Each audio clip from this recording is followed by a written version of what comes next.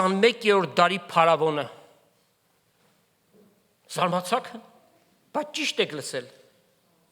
Այս քարոզախոսությամբ պիտի հասկանանք ով է այդ փարավոնը։ Իսկ միթե ներկա դարում փարավոն կա։ Պատասխանը այո է։ Քիչ հետո հայտնի կդառնա, եթե կուզեք ձեր մտքի մեջ ենթադրություններ արեք, տեսեք, վերջում ճիշտ կլինի թե ոչ։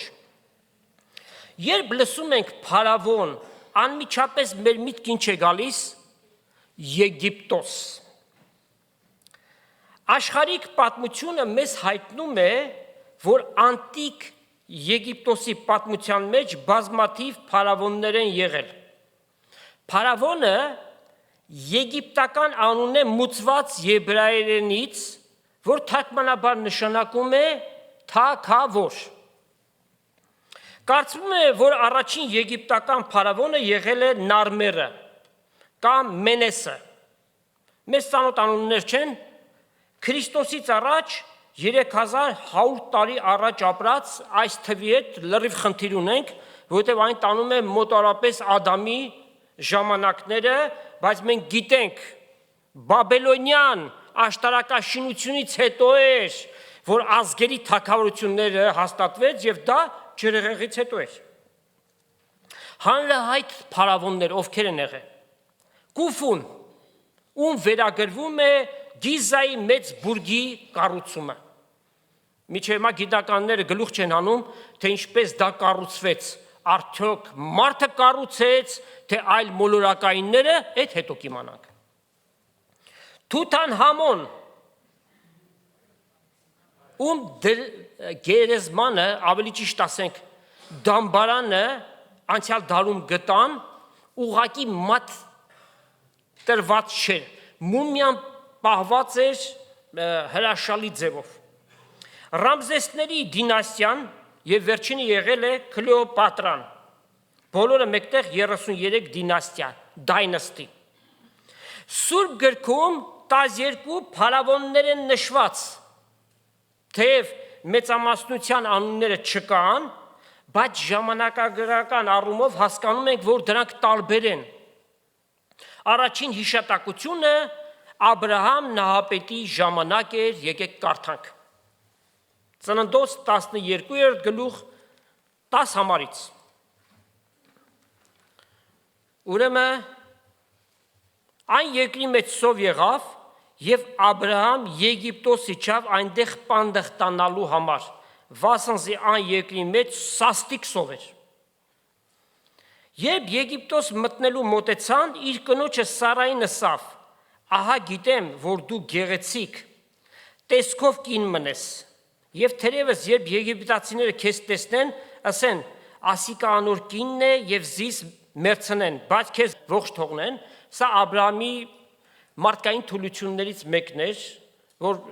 խորամանկ քայլի է դիմում, շնորհքր է, ասե թե դու իմ քույրս ես, եւ քու պատճառովդ ինձի աղեկը լա, եւ քու պատճառովդ իմ անձս ապրի, այսինքն այստեղ ինչ որ չափով եսասիրություն, անձնասիրություն եք տեսնում։ Ու երբ Աբրահամ Եգիպտոս մտավ, եգիպտացիները տեսան կինը, որ շատ գեղեցիկ էր։ Փարավոնի իշխաններն ալ տեսան եւ գովեցին զանիկա փարավոնի առջև, ու կինը փարավոնի տունը տարան։ Եվ անոր համար Աբրամին հետ լավ վարվեցան եւ Աբրահամ ոչխարներ եւ արջարներ եւ էշեր ու ծառաներ եւ աղախիններ եւ էկեշեր եւ ուխտեր ստացավ։ Կնոջ փոխարեն վարձահատուց են լինում անասուններով։ Բայց Տերը մեծ հարվածներով զարկավ փարավոնը ու անոր տունը Աբրամի կնոջ Սարայի համար։ Փարավոնը կանչեց Աբրամին եւ ասավ. Այս ինչ է, որ ինձ զրիր, ինչու ինձի չհայտնեցիր, թե ասիկա քո կինդ է, ինչու համար ասիկա քույրս է ըսիր եւ քիչ մնաց, որ զանիկա ինձի կին պիտի առնեի, բայց հիմա ահա կինդ առ ու գնա։ Եվ փարավոնը իր մարդոց պատվիրեց, որ զանիկա իր կնոջ եւ իր բոլոր ստացվածքով ապահով ղրկեն։ Շահով մնաց, բայց Աստված միջամտեց։ Այլապես, եթե մարդկային սկզբունքներ լիներ, վատ վախճան կլներ։ Եվ սա կարծում է, որ 1920 թվական Քրիստոսից առաջ։ Փարավոն Հովսեփի ժամանակ ծննդոց 37-36-ը 1728 թվական Քրիստոսից առաջ։ Փարավոն, որ Հովսեփին չէր ճանաչում 1570 թվական Քրիստոսից առաջ, անշուշտ այս թվերը մոտավոր թվեր են, ուղղակի թիվ չի։ Փարավոն, ում ժամանակ եբրայցիները ելան Եգիպտոսի գերությունից, լրիվ տարբեր են։ Ելից 5-ից 13 գլուխներ, 1490 թվական Քրիստոսից առաջ, Փարավոն Դավթի ժամանակ 3-րդ թագավորած 11-րդ գլուխ, 1030 թվական Քրիստոսից առաջ, նաև անուններ է նշված։ Սիսակ, հայերի մեջ էլ կա, շատ քիչ, բայց Սիսակ անունը կա, 3-րդ թագավորած 11-40։ Զառան կնոջ անուն է, բայց ժամանակին Փարավոնի անունն է եղել։ Սովա 4 թագավորած 17-4, դուք կարող եք կարդալ։ Որոշ դեպքերում գրված է Եգիպտոսի թագավոր, որոշ պարագաներում գրված է Փարավոն։ Թարսկա վերջինը Վափարն է Նաբուգոդոնոսորի ժամանակ։ Ինչ ենք այս ամենը ձեզ բերում, որպեսզի երբ որ կարդում եք Փարավոն, չկարծեք, թե այդ նույն Փարավոնն է մի քանի 100 տարի, անգամ 1000-1500 տարի հետո։ Տարբեր Փարավոններ են, ժամանակագրական առումով տարբեր են, բոլորի անունը Փարավոն է գրված, Աստված կարևոր չի համարել այդ անունները այնտեղ գրվելու։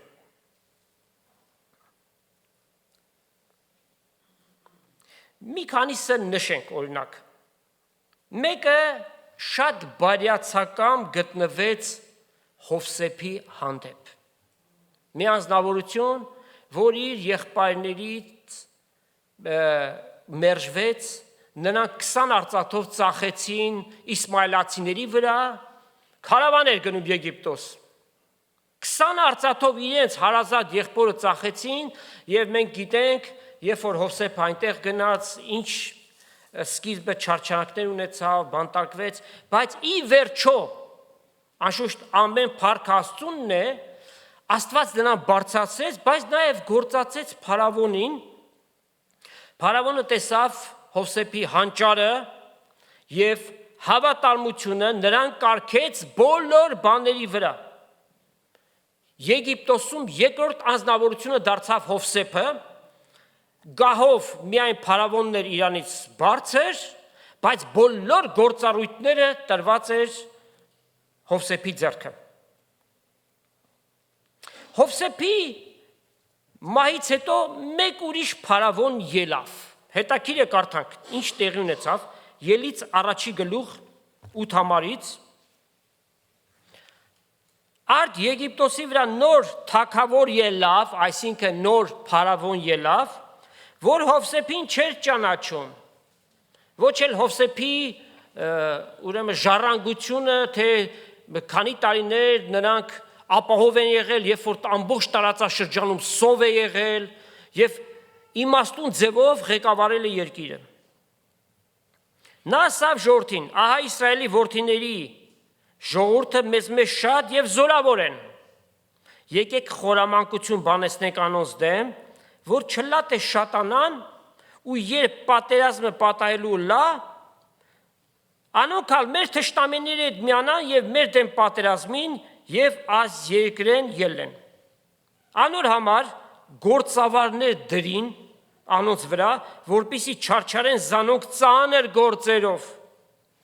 Փարավոնին Շտեմարանին քաղաքները Փիթոմ եւ Ռամզես շինեցին։ Այս մեկը Ռամզեսը Փարավոնի անունով կոչվեց, ամբողջ քաղաքը։ Որ չափ չարչարեն զանոնք, անոնք ավելի կշատանային եւ կաճեին։ Եգիպտացիները Իսրայելի որդիների ձանձրացան եւ բռնությամբ կծառայեցնեին Իսրայելի որդիներին։ Անոնց կյանքը ծանր գործերով, կավով եւ աղյուսներով ու դաշտի ամեն տեսակ գործերով կդառնացնեին։ Ինչ ծառայություն որ անոնց անել տային բռնությամբ կնեին։ Եգիպտոսի թագավորը խոսեցավ եբրայցիների մակաբարձների հետ, ակուշերների հետ, հա? Midwife անգլերենով այդպես է գրված թարգմանության մեջ, նրանք ովքեր որ անմիջական երեխայի ծննդյան ժամանակ ներկա են, եւ անոնց մեկի անունը Սեփրա, մյուսի անունը Փուա էր, եւ ասավ. Եբրայեցի կիներուն տղաքը առած ատենիտ նստարանների վրա պետք է նայեք, եթե տղա է պետք է մերցնեք զանիկա, եւ եթե աղջիկ է թող ողջ մնա, բայց մանկաբարձները կարևոր բանը սա է, Աստծուց վախեցան ու Եգիպտոսի թագավորին իրենց ըսածին պես չրին, հապա արուներն ալ ողջ կթողեին։ Եգիպտոսի թագավորը կանչեց մանկաբարձները եւ Սավանոց. Ինչու այս բանը ըրիք ու արուները ողջ թողեցիք։ Եվ մանկաբարձները ասին փարավոնին. Քանզի եբրայցի կանայք Եգիպտոսի կանանց պես չեն, վասնզի առույգ են, մանկաբարձը անոց չհասած կծնանին։ Անոր համար Աստված մանկաբարձներուն բարի գրավ եւ ժողովուրդը շատացավ եւ խիստ զորացավ։ Քանի որ մանկաբարձները Աստծմե վախցան, սա ինչ կարևոր մի բան է։ Աստված էլ անոնց տները շինեց։ Այն ատեն փարավոն իր բոլոր ժողովրդին հրամայեց ասելով. Ամեն ծնած տղա գետը նետեցեք եւ ամեն աղջիկ թող ողջ մնա։ Ինչ անմարդկային որոշում, այդ ժամանակ էր, որ ծնվեց Մովսեսը։ Եվ այդ պատմությունը կարծեմ, որ լավ գիտեք, ովքեր որ լավ չգիտեն, թող կարդան Ելից 2-րդ գլուխն է, թե ինչպես Մովսեսը փրկվեց, 3 ամսական երեխա էր, նորածին էր, իր մայրը պահում էր, բայց այլևս հնար չկար, մի կողովի զամբյուղի մեջ դրեցին եւ գետի եզերքում դրեցին եւ գիտեք այդ պատմությունը, իր քույրը Մարիամը գնաց խոսեց մայրիկին բերեց, որ նրան կերակրի կաթով, այս պատմությունը կա գրված։ Բայց հիմա վերադառնանք նյութին, եբրայցիները գերի են Եգիպտոսում, ստրուկ են։ Այս մեկ փարավոնը շատ նենգեր, բիրտ, անխիղճ։ Անունը չկա գրված, կարծվում է, որ Ռամզես II-ն է։ Երբ Մովսես ու Ահարոնը գնացին փարավոնի մոտ ու ասեցին, որ իրենց Աստված ասում է, ժողովրդիս թույլ տուր, որ Եգիպտոսից դուրս գան։ Փարավոնի պատասխանը հեգնական։ Ձեր Աստվածը ով է, չեմ ճանաչում ու թույլ չեմ տալիս։ Եվ ավելացրեց, այդպես անելով ժողովրդին իրենց գործերից հետ եք պահում, գնացեք աշխատեք, դուք ծույլ եք։ Ժողովուրդը շատ ծանր աշխատանք էր կատարում։ Ամեն օր առանց հանգստի աղյուս էին սարքում։ Աղյուս գիտեք, կիրպիչ, ոմանց համար քարպիչ է, չգիտեմ։ Բրիքս։ Ինչ է աղյուսը, ուղանկյուն, զուգահեռանիստ, կաղապարված արհեստական քար։ Ներկա դարում ամենագործածված ձևը թրծված կավային եւ սիլիկատային կրակաավազային աղյուսներն են։ Մեր այս եկեղեցաշենքը մեզ համար շատ սիրելի որպես մեր հոգևոր տունը արտաքինից աղյուսով է շարված պատված, այո։ Ուրեմն կա սովորական թեթև ծակոտկեն եւ լեցուն ծանր։ Ներկայիս որ սարքում են աղյուսը, շատ հեշտությամբ սարքում են, մեքենայացված է ամեն բան։ Տեխնոլոգիան շատ հեշտ է եւ հեշտությամբ սարքում են, բայց 3500 տարի առաջ ներկայի տեխնոլոգիան չկար, ամեն բան ձեռքով էր կատարվում եւ դա տանջանք էր ժողովրդի համար։ Կավը շաղում էին ջրով եւ ավելացնում էին հարդը, ծղոտը, չորացած խոտը, որ հասկանանք։ Straw անգլերենով կամ սալոմա ռուսերեն։ Կավը ամուր լինելու համար այս երկուսը իրար պիտի միացնեին, ապա կաղապարների մեջ էին դնում, կրակով պիտի թրծեին, հետո կաղապարներից պիտի հանեին։ Եբրայցիները միայն աղյուսի կավն էին հոգում, այսինքն կավը վերցնում էին, ջրի հետ խառնում էին ամբողջ պրոցեսը։ Ծղոտը կամ հարդը տրվում էր իրանց, աշխատանքի հետ նաև հասցնում էին ինչ, Աստծուն պաշտել, Փարավոնի պահանջած քանակը ապահովում էին, բայց Փարավոնը խնդիր ուներ, ինչու՞,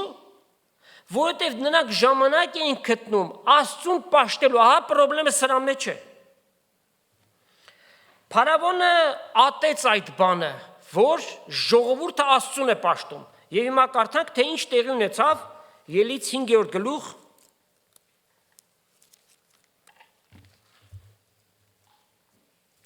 6 համարից կարդանք։ Փարավոնը այն օրը ժողովրդին գործավարներ եւ անոնց վերականգնություններին հրամայեց։ Մարդիկ երկարքել, որպեսզի նայեն, թե ինչպես են սարքում, որ անընդհատ աշխատեն։ Երեկվա եւ մյուս օրվա պես այս ժողովրդին հարդ մի տակ, այսինքն այդ ծղոտը դուք չտաք։ Աղյուս շինելու համար, թող իրենք երթան եւ իրենց հարդ հավաքեն։ Անոնց մե այնքան աղյուս պահանջեցեք, որքան առաջ կշինեին, եւ անկե բանը չպակասի, վասնզի ծույլ են ու անոր համար կպորան, երթանք մեր Աստծուն զոհ մատուցանենք։ Թող գործը այս մարդոց վրա ծանրանա, որպիսի անով աշխատին եւ փուչ խոսքերին մտիկ չնեն։ Այդ ինչ փուչ խոսքեր էր, Աստծո խոսքին։ Փարավոնի համար դա փուչ խոսքեր է, իր համար կարևորը աշխատեն եւ Աստծուն չպաշտեն։ Ընդ որում, որքան որ աղյուս միջ այդ են սարքում, այս հրամանից հետո էլ նույնքան քանակությամբ աղյուս պիտի սարքեին, այլ կերպ ասած, իրենց գործը կրկնակի է դառնում, ոչ միայն կավը, այլ նաև պիտի այդ սալոման կամ հարդը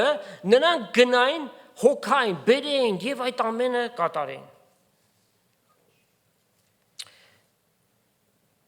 Նաև Ելից 5-րդ գլխի 17-18 համարները կարդանք, սա էլ կարևոր է։ Փարավոնը ասում է. ծույլ եք դուք, ծույլ, դրա համար կսեք, թե երթանք Տիրոջը զոհ մատուցանենք։ Ուստի հիմա գացեք, բանեցեք եւ ձեզի հարդ պիտի չտրվի, բայց աղյուսների թիվը պիտի պահանջվի։ Աստծուց մարդու մեջ դրված խիղճ կա, բայց մարդու խիղճը խանձված է։ Մարդու կողմից մարդու շահագործումը դարերի ընթացքում միշտ էլ եղել է։ Եվ նաև տեսնում ենք այս պարագային մարդկանց շահագործել, այսինքն կախումնավոր է այդ մարդը քեզանից շահագործել ու շահագործել։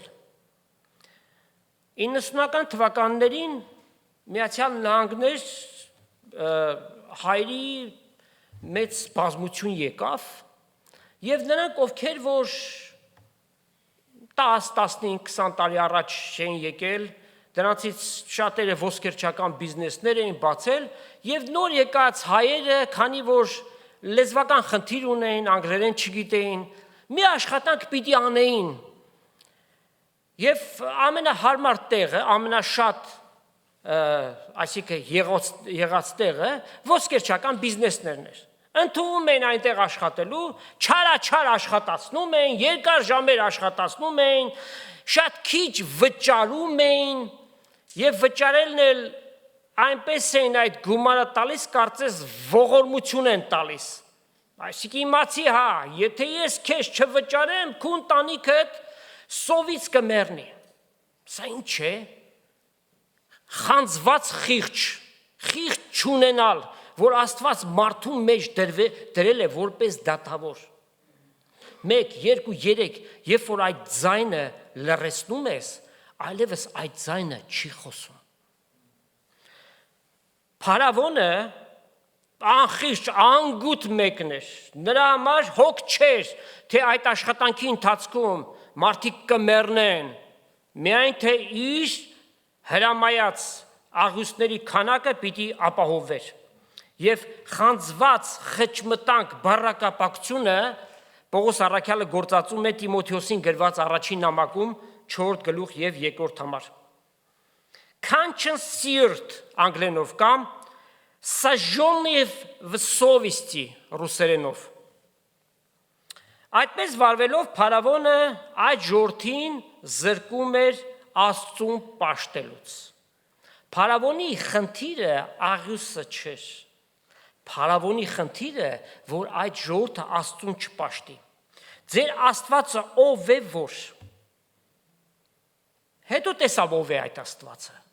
Երբ որ Եգիպտոսի վրա 10 հարվածներ եկավ։ Ելից 7:14 Փարավոնի սիրտը խստացավ։ Այս հանգամանքը լավ հիշեք, հետո պիտի անդրադառնանք սրան։ Բոլոր ջրերը արյուն դարձան, երբ որ Ահարոնին Աստված հրամայեց, որ գավազանով հարվածի ջրին,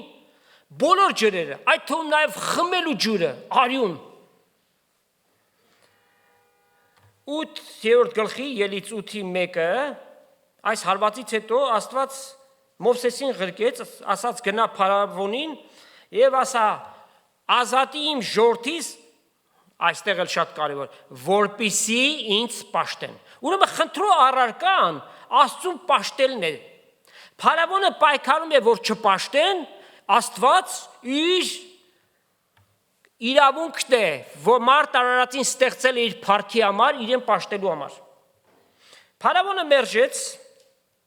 ինչ տեղի ունեցավ 2-ով 1 ամենուրեք գործեր դուրս եկան։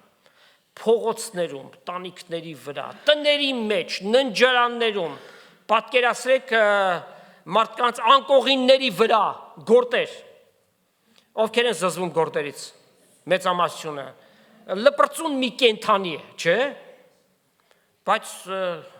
այնպես չլինի ոմանք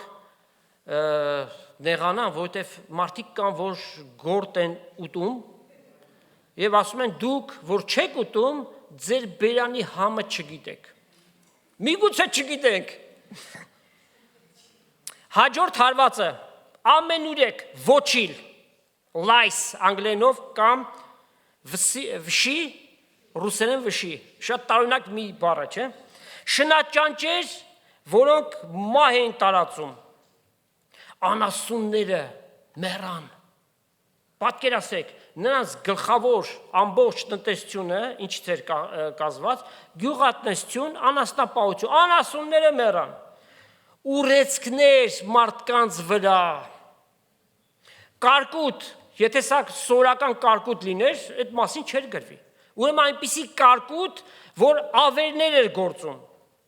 Մարախներ, մորեղ, locusts կամ սարանչա ռուսերենով եւ նաեւ շոշափելի խավար, շատ թանձր խավար, պատկերացրեք, ցերեկ, գիշեր, արևը ծածկված է, լուսին, աստղեր, ոչ մի լույս չի երևում։ Այսինքն մարդիկ առողջ տեսողություն ունեն, բայց կույրի նման են, այդպիսի մի վիճակ։ Հաջորդը անդրանիկների մահը, first borns, նրանց, այդ թվում նաև Փարավոնի անդրանիկ զավակը Աստված հարվածեց այդ բանի համար, եւ հետո կարդանք, թե Ելից 10-րդ գլխի հենց սկզբում ինչ է գրված։ Տերը ասավ Մովսեսին, գնա Փարավոնին, վասնզի ես անոր սիրտը եւ անոր ծառաների սիրտը խստացրի, որպիսի այս իմ նշաններս ցույց տամ անոնց, եւ որպիսի պատմես քու որդուդ եւ քու որդուդ որդու ականջներուն, ինչ որ ըրի եգիպտացիների մեջ եւ իմ նշաններս, որոնք անոնց մեջ ցույց տվեցի, որպիսի գիտնակ թե ես եմ Տերը։ Ուրեմն Աստված այս հարվածները բերեց։ Գիտեք, այս պարագան, որ Աստված խստացրեց Փարավոնի սիրտը, ներկա ժամանակում շատ գործածվում է, եւ ոմանք ասում են, որ ինչպես Փարավոնի սիրտն է խստացնում, նույն կերպով Աստված խստացնում է մարդու սիրտը, որ չփրկվի։ Սա մոլորություն է, կատարյալ մոլորություն։ Այդ փարավոնը երբեք էլ չէր փրկվելու։ Նա անաստված էր, Աստծուն հակառակ մեկն էր։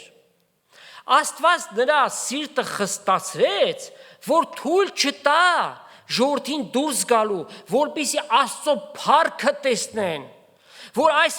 Աստված ինչպիսի զորավոր Աստված է, որ ինչ հարվածներ կարող է բերել երկրի վրա։ Փրկության համար Աստված մարդու սիրտ չի խստացնում։ Սա հերձվածող գաղափար է։ Սաղմոս 95:7, Եբրայեցիս 3:15։ Այսօր, եթե Աստծո ձայնը լսում եք, ձեր սրտերը մի խստացրեք։ Մարդն է խստացնում իր սիրտը, ոչ թե Աստված։ Աստված չի ուզում, որ որևէ մեկը կորսվի, այլ որ բոլորը ապաշխարեն, որ բոլորը փրկության հասնեն։ Աստված շատ համբերող է, երկայնամիտ է։ Պետրոս առաքյալը այդպես է գրում։ Երկրորդ նամակում 3-րդ գլուխ 9 համար։ Աստծո մոտ միշտ ընդունելություն կա։ Մինչև կյանքի վերջ Աստված սպասում է, ասում է չեմ ուզում, որ աքսորված աքսորի մեջ մնա, այլ որ ետ դառնա, որպես անառակ որդի գա ասի, ով հայր, ներ ինձ, քեզ մերժել եմ, սխալ եմ արել, մեղքեր եմ գործել, խնդրում եմ ինձ ների։ Մարդը ինքն է որոշում իր հավիտենական գնալու վայրը, եւ այստեղ պիտի ավելացնենք անպայմանորեն, որ Աստված ի հավիտենից դեռ երկրի հիմերը չդրած, դեռ ոչինչ չկար, Աստված գիտեր ամեն բան։ Աստված գիտեր ու գիտի, թե որ դարում,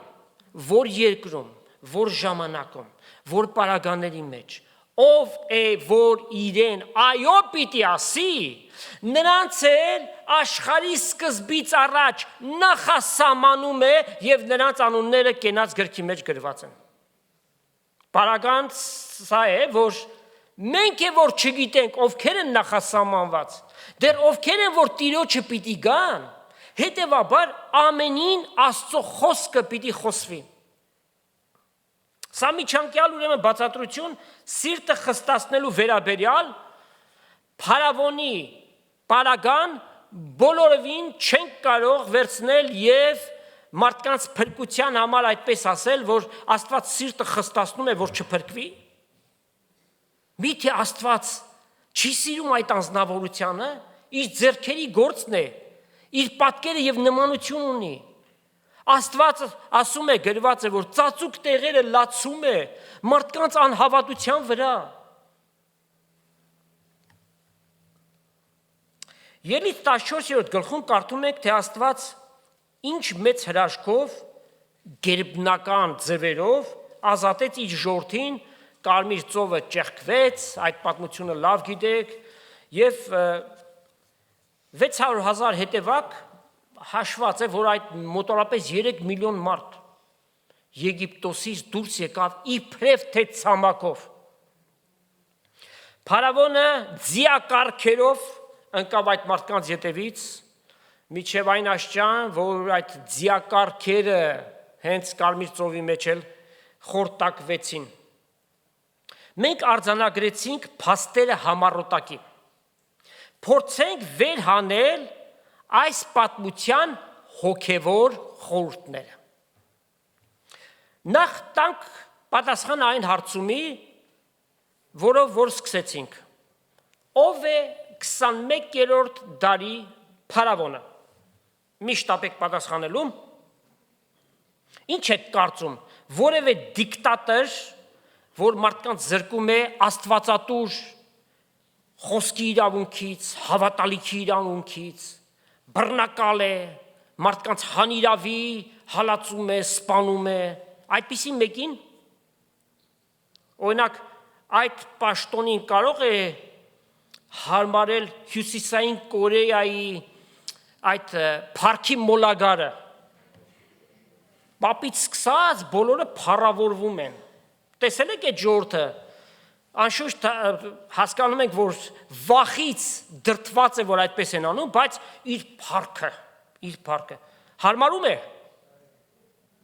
Որպես 21-րդ դարի փարավոն, լավ։ Հաջորդը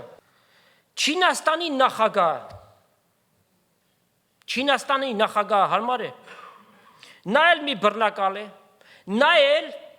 քրիստոնյաներին 60 միլիոն քրիստոնյաներ կա։ Նրանց բանտարկում է, սպանում է, հովիվներին բռնում է, դատապարտում է։ Ոչ միայն այդքանը, նաև այլակրոն մարդիկ կան, օրինակի համար մուսուլմաններ, բավական մուսուլմաններ կան, եւ նրանց էլ դատապարտում է իրենց հավատալիքների համար։ Բոլոր դարերում բռնակալներ եղել են, անցյալում էլ, ներկայիս էլ, դրա առաջի դարում էլ, եւ բոլոր դարերում։ Պատասխանը միակ հետևյալն է։ Բոլոր ժամանակների փարավոն, որ կոչվեց, ով է, դա սատանան ինքն է։ Իսկ եղող այդ բոլոր բռնակալները ներկայիս որ կան, սրանք բոլորը խամաճիկներն են սատանայի։ Սատանան ինչպես ուզում է, այդ կերպով էլ մարդկանց իր ուզած բաներն է տալիս։ Այսինքն սատանայի հրամանն է, որ այդպես վարվեն եւ այդպես վարվում են։ Ուրեմն ինչ ենք հասկանում, որ փարավոնը հանդիսանում է սատանայի խորհրդապատկերը, որ թշնամին է համայն մարդկության, առավել ևս Աստծո զավակների։ Ինչպես Իսրայելի ժողովուրդը դժվարությամբ փարավոնի ձեռքից ազատվեց, այնպես էլ սատանան արել է ամեն բան, որ մենք փրկության չհասնենք։ Սատանայի ամբողջ նպատակը դա է։ Ամբողջ մարդկությանը իր հետ միասին դժոխք տանի։ Սա է իր նպատակը։ Մի հրաշալի համար կա Ամոսի մարգարեության մեջ գրված, Ամոսի 3:12-ը ասում է. Տերը այսպես կսե. ինչպես հովիվը առյուծի բերնեն երկու ազդեր կամ մեկ ականջի կտոր կազատե, այնպես պիտի ազատին Իսրայելի որդիները։ Անշուշտ մարգարեական գրությունը սա այն մնացորդի համար է գրված, որ պիտի ազատվեն, բայց նույն կերպով նաև ինչպես հովիվը առյուծի բերանից երկու ազդեր կամ մեկ ականջի կտոր կազատի, այդպես է տեղի ունենում ամեն մեկ հավատացյալի փրկությունը։ Սատանայի ճիրաններից Աստված հանում է մեզ։ Այո, դժվար է, բայց Տիրոջ զորության դեմ ոչինչ չի կարող կանգնել։ Իսկ այդ զորությունը Աստված երբ է գործադրում, երբ որ մարդը հոժար է, երբ որ մարդը ուզում է, երբ որ մարդը փնտրում է, հավատում է, այո է ասում, սիրտը չի խստացնում, այս ամենը։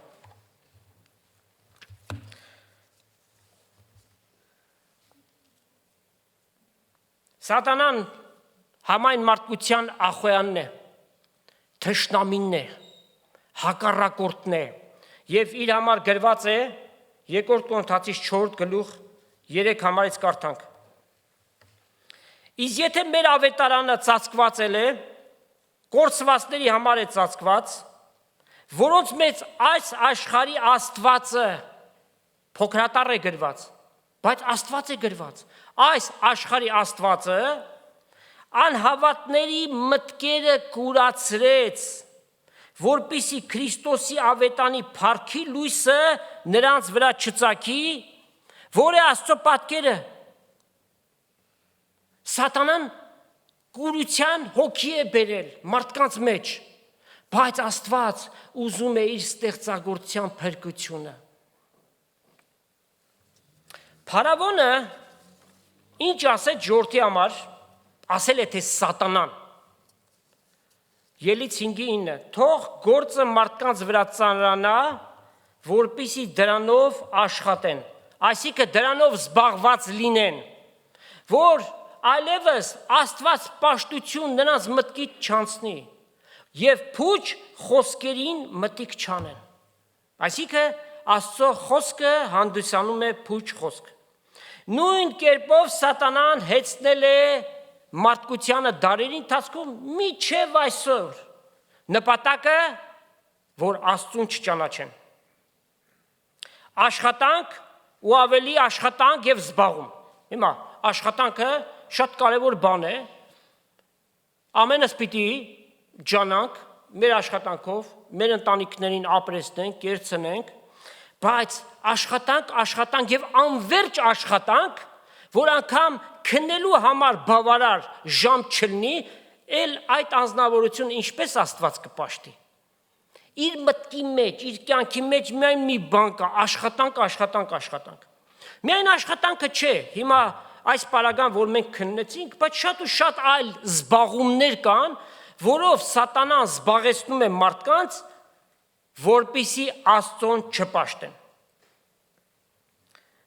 Աստծու համար ժամ չկա, չէ՞։ Որքան եք լսել։ Պաշտամունք, Աստծու ներկայացում, ժամ չկա, չեմ հասցնում, այնքան գործ կա։ Ուրեմն շաբաթը 168 ժամ ունի, դրանից ընդամենը մի քանի ժամ անգամ Աստծու համար չկա։ Ոմանք էլ ոչ մի զբաղում չունեն եւ հսկայական ժամանակ ունեն։ Բայց ժամանակը որտեղ են անցկացնում։ Այդ բիսեդկաներում նստած,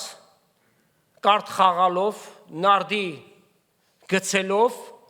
եւ եթե փորձես իրենց Աստծու մասին խոսես, ինչ Աստված, կյանքիդ վերջնամասին ես հասել, մայրամուտին ես հասել, դժոխք ես գնում, իր համար կարևոր չի, իր զբաղումը շատ ավելի կարևոր է։ Եվ դրանց ասած խոսքը հետևյալն է։ Այդ ինչ որ խոսում եք, մարդը չի գրել, այո, մարդն է գրել, Աստծո Սուրբ Հոգին, Աստծո ընտրյալների միջոցով գրել է տվել, եւ մեր օրերն է հասել, եւ այդ խոսքը, որ մարդու մեջ վերստին ծնունդ է տալի, այդ խոսքը, որ կյանքի խոսք է, դրանից է կախված մեր հավիտենականությունը։ Սատանան բազմաթիվ եւ բազմապիսի հնարքներով նաեւ հավատացյալների դեմ է պայքարում։ Զորավոր որսորդ է, զորավոր։ Գիտի ամեն մեկի տկարությունը, թուլությունը եւ դա շատ հեշտությամբ ինքը գործածում է։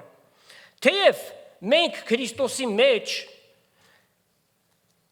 հաղթանակ ունենք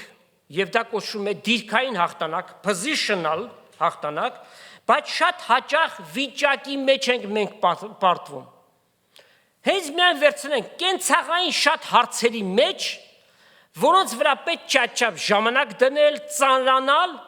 մենք ժամանակ ենք դնում, մենք դրա վրա ծանրանում ենք, դա մեզ համար դառնում է հոգ, մտանյութ է դառնում մեզ համար, եւ մեր մտքից անգամ դուրս է գալիս աստվածպաշտությունը, աղոթքը եւ շատ ու շատ հոգեվոր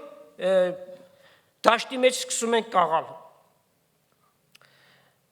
Զգուշանանք եբրայցիների նման աղյուսը սարքելու հետ միասին ծղոտի հոգնել մեր վրա չվերցնենք։ Աղյուսը սարքում էին ու ժամանակ ունեին աստվածպաշտության։ Մեր աշխատանքը կատարենք, մեր ընտանիքի հոգերը հոգանք, բայց մեզ չզրկենք աստվածպաշտությունից կամ կորցնելով կամ այն շատ պակասեցնելով։ Մենք հասկանանք, որ կանչված ենք աստվածպաշտության համար։ Տերը սպասում է այդ աստվածպաշտությունը։ Ինքը արժանի է այդ փառքին, գոհությանը, որ մենք մեկտեղ հավաքվելով այդ փառքը նրան տանք։ Եփեսացիս 5-րդ գլուխ եւ 15 համարում կարդում ենք.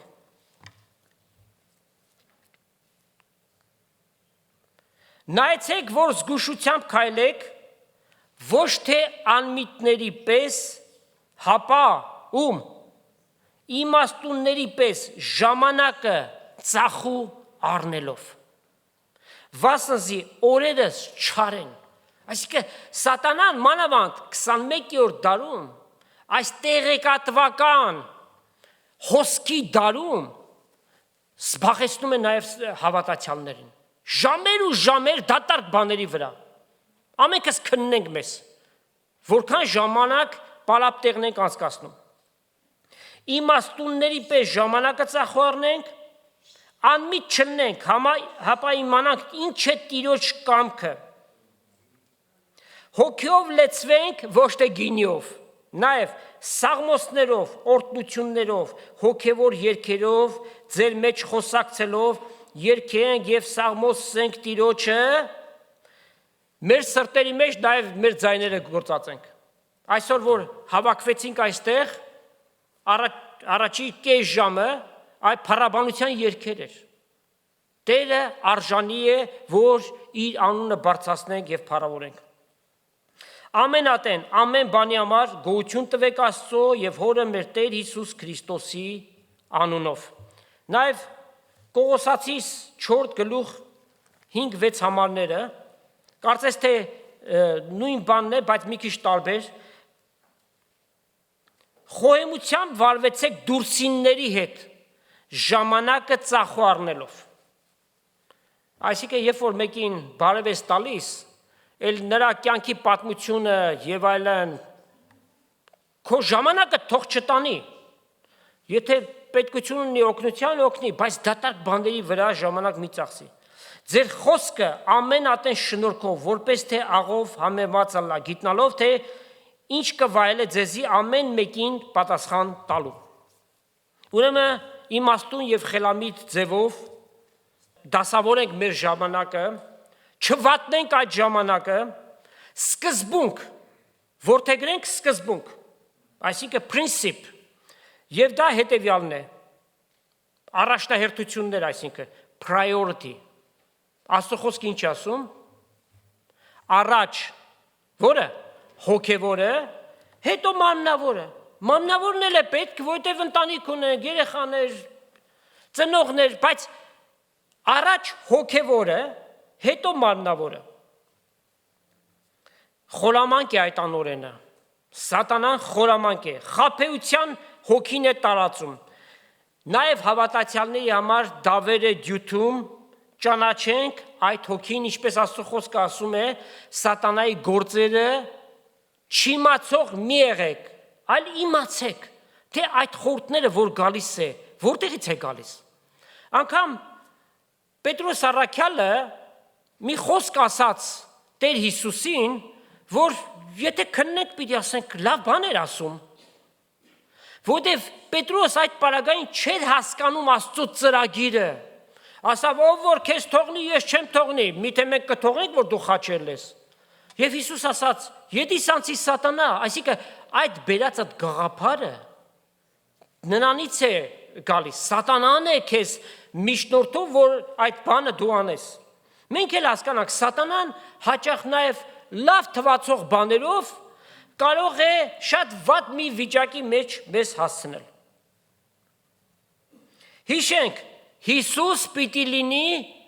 առաջին տեղում մեր կյանքերի մեջ։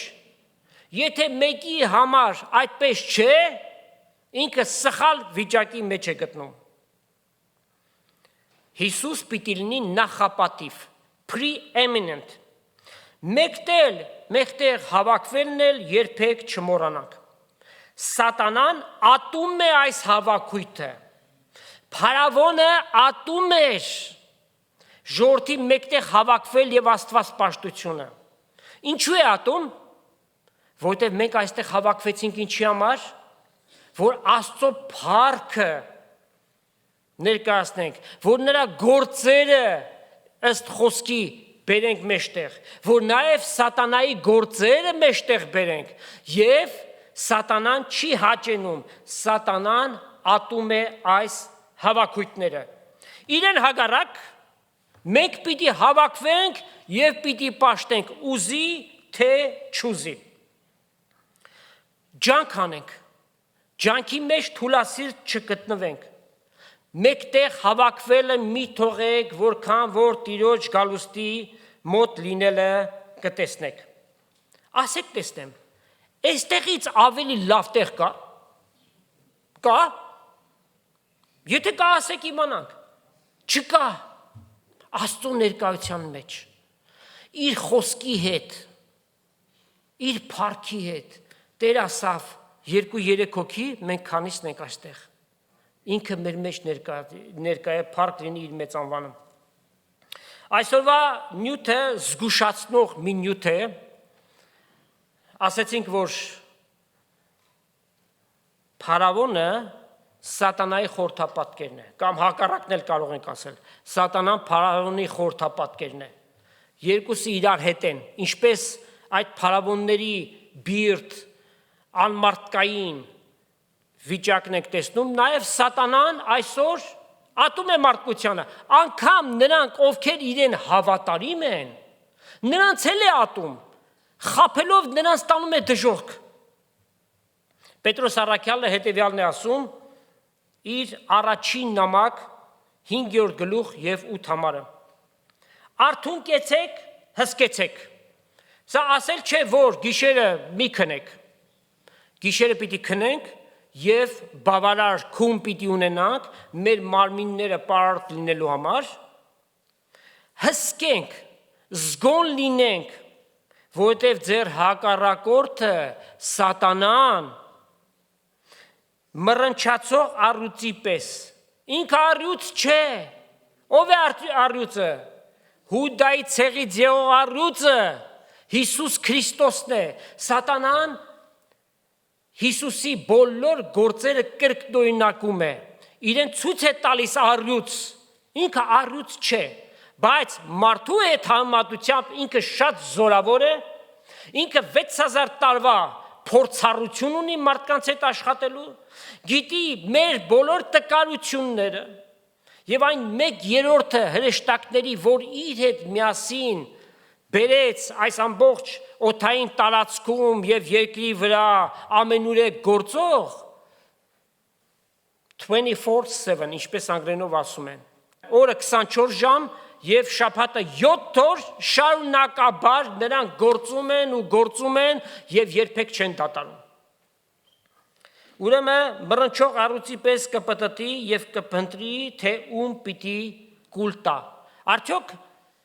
սատանան կարող է հավատացյալին կուլ տալ։ Ինչ է նշանակում սա։ Սատանան մեր վրա առնելիք չունի։ Մեր կյանքը երկնքում Քրիստոսի մեջ պահված է, այդ խոսքը գրված է եւ մեզ այդ վստահությունը տրված է։ Մեր կյանքը երկնքում Քրիստոսի մեջ պահված է, բայց սատանան կարող է մեր 4 կողմը պտտվել խորհուրդներով, մարդկանց գործածելով մեր դեմ, կարող է մեր ժամանակը խլել տանել, կարող է մեզ հոգևոր ցածր վիճակի մեջ հասցնել, անգամ գաղջացնել։ Քննեք մեր կյանքերը։ Առաքյալ ասում է, քննեցեք, տեսեք, հավատքի մեջ եք, այսինքն հավատքի ճանապարհով եք ընթանում։ Միայն ասենք, որ Հիսուս մեր փրկիչն է, Տերն է եւ ապրենք այն կյանքը, ինչ որ մենք ուզում ենք, դա է Աստծո ուզածը։ Աստված ուզում է իրեն հաճելի կյանքով ապրենք, այսինքն հոգևոր ընթացքի մեջ լինենք։ Եվ ասում է, նրան դեմ կեցեք հավատքով։ Նրան դեմ կեցեք Աստծո խոսքով ու հաստատուն կեցեք։ Ինչպես որ Տեր Հիսուս անապատի փորձության մեջ 3 անգամ սատանայի բերած խորամանկ հարցումները, որոնք ի դեպ նորից Աստծո խոսքից են, Տեր Հիսուս Աստծո խոսքով պատասխանեց։ Դրա համար ինչ է պետք։ Լավ իմանալ Աստծո խոսքը եւ այդ խորհուրդները, ինչ որ սատանան կբերի, դրանց կարողանալ դեմ կենալ եւ հաստատուն մեր հավատքի մեջ կանգնել։ Ուրեմն հարցումը ով է 21-րդ դարի փարավոնը, ինչպես 20-րդ դարում, 19-րդ դարում, մեզանից 5000 տարի առաջ, ինչպես Ադամի եւ Եվայի խաբվելուց հետո, միջև մեր օրերը միակ փարավոնը, զորավոր փարավոնը դա սատանան է, որ մեր հանդեպ է զորավոր, բայց Աստծո ոտքերի տակ է։ Երբ որ Տեր Հիսուս գա,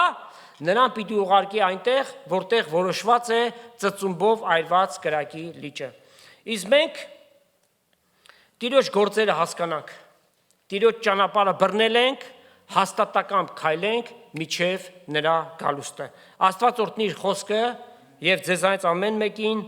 Տեր Հիսուս Քրիստոսի շնորհքը, Հայր Աստծո սերը եւ Սուրբ Հոգու հաղորդությունը Աստծո ժողովրդի հետ լինի։ Ամեն։